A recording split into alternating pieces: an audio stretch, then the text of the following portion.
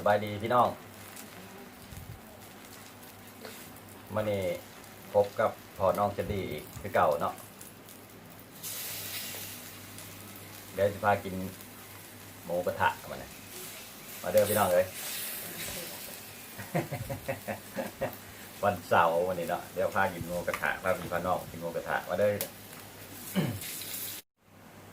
เดี๋ยวพี่น้องเด้อมีหมูมีผักนำกินผักหลายๆเป็นแซ่บหมูกระทะนะผักกวางตุ้งกวางติ้งผักกุจังแหละนี่แก้ข้าวพี่น้องสับทรายนะปานก็เป็นสายมีผักนี่น้ำเคยกินอยู่เนี่ย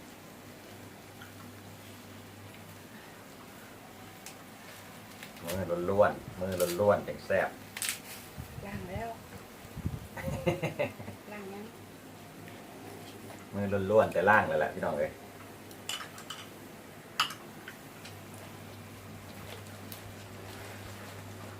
บุ้งก็มีวุ้นเส้นก็มีพี่น้องวุ้นเส้น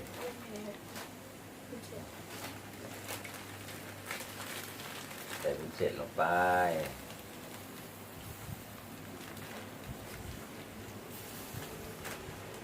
พอกินพี่น้องเลยใจห้อนบดแซ่บ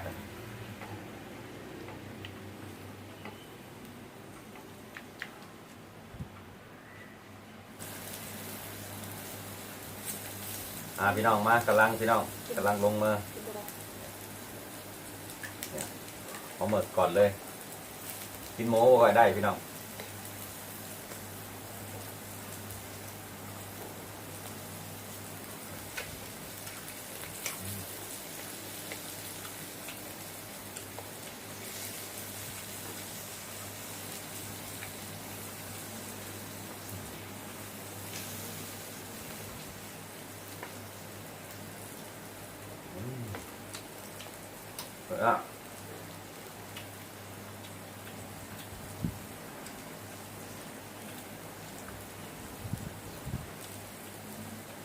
นี่พัก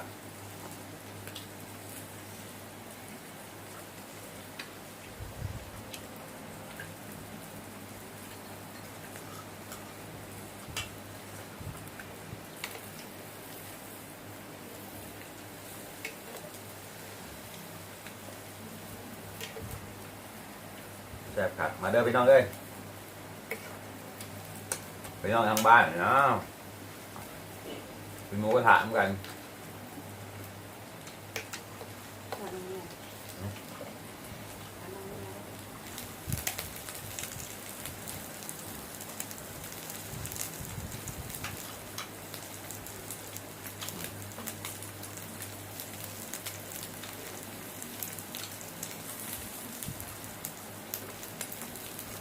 เราออก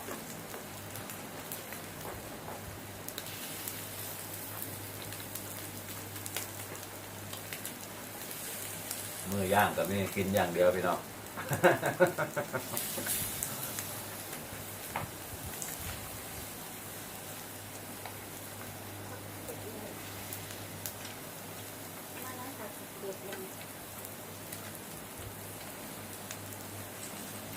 ต้มมันจะเปิด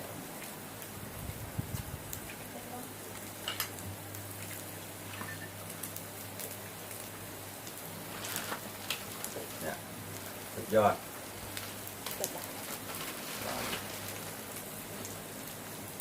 นี่ก็สุดยอดพี่น้องสุดยอดอ่อนเนี่ยต้มเปื่อยหอมไทยนะ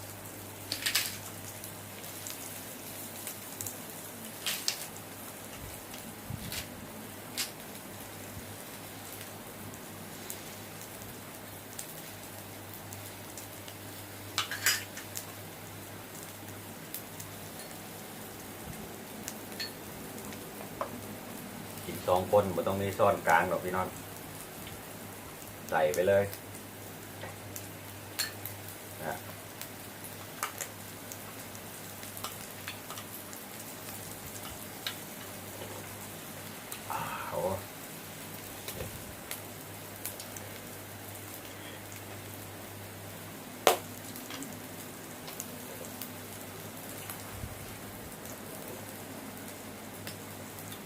ฮอน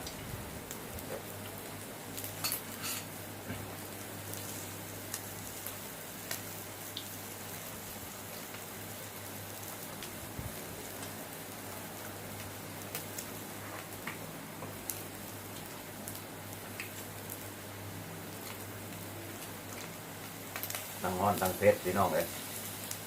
น้ำแตกน้ำแตกเลยวะ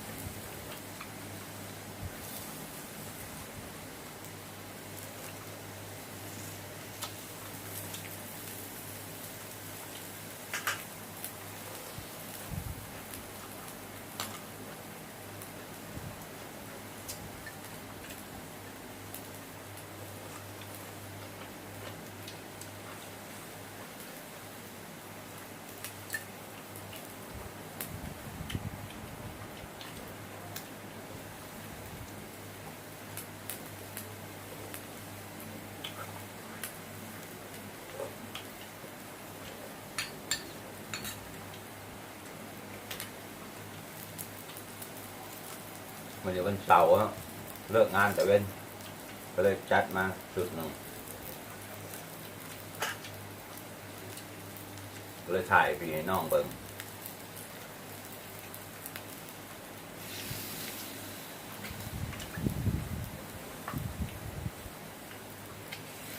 โคบอกโควิดก็ใกล้แน่แล้วแหละพี่น้องไปหาซื้อกับข้าวกับน้ำข้างนอกได้แน่ละจะเป็นเมื่อก่อนเนี่ย มันไปได้ก็บ่ได้ออกไปข้างนอกก็ยากย่านเนาะ ถามแม่เป็น3 เดือน นอนเล่นอยู่ห้องนี้2 เดือน3 เดือนเลยนะเพิ่งได้ออกนี่แหละจนอ้วนหมดแล้วพี่น้องนอนติดอยู่ห้อง กินนอนจนอ้วน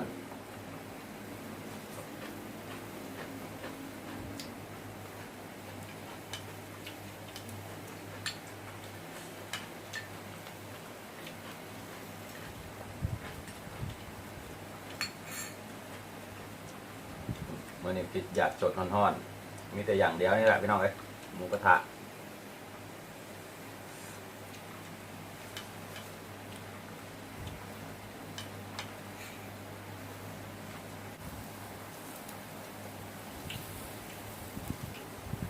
พี่น้องตับพี่น้องตับ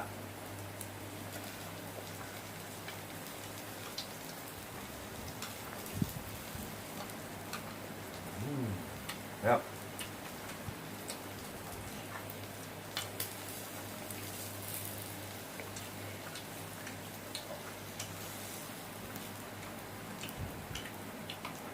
ร้านค้าอยู่แถวชมโรงแหละพี่น้องร้านหมูกระทะ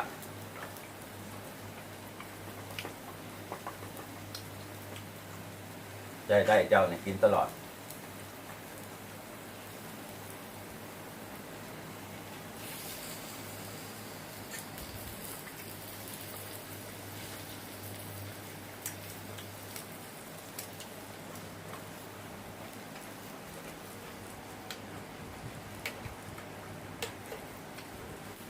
พี่น้องมา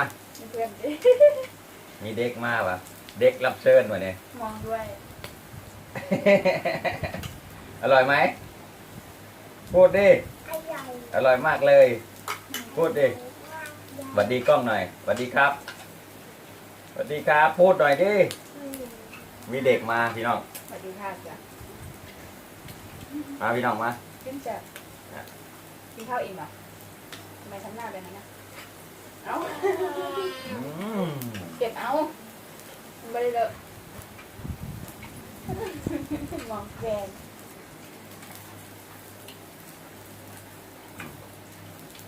กินบ่ค่ะคุณเจนบ่หรือบ่ค่ะ เด็กกินผักพี่น้อง โอ้ยกินใครกินผัก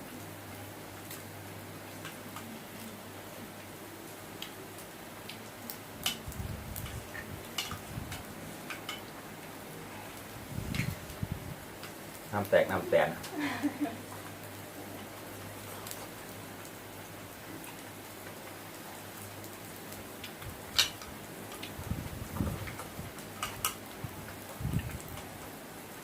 อร่อยไหมอร่อยมากนะ อืม เอาน้ำป่ะไม่เอา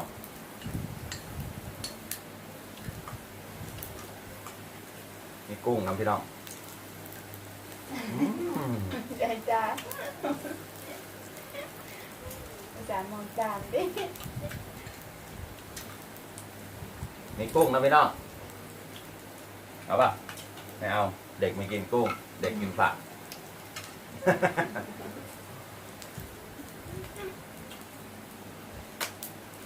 ฮอนนะเดือด จิ้มน้ำจิ้มลองดิ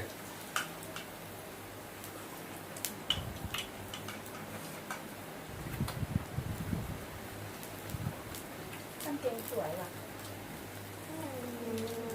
ไก่ซื้อให้ละ เป็นยังไงเลยพี่น้องถ้าชอบทำคลิปนี้ก็ฝากติดตามเด้อพี่น้องเด้อฝากกดไลค์กดแชร์แล้วก็ กดติดตามแต่อย่าลืมพี่น้องกดกระดิ่งเนาะเพื่อจะบ่พลาดคลิปต่อไปสำหรับมื้อนี้ขอน้องเชนดี้กับน้องแบงค์ขอลาไปก่อนพี่น้องสบายดีบ๊ายบายบ๊ายบายหน่อยบ๊ายบายหน่อย พี่เบ๊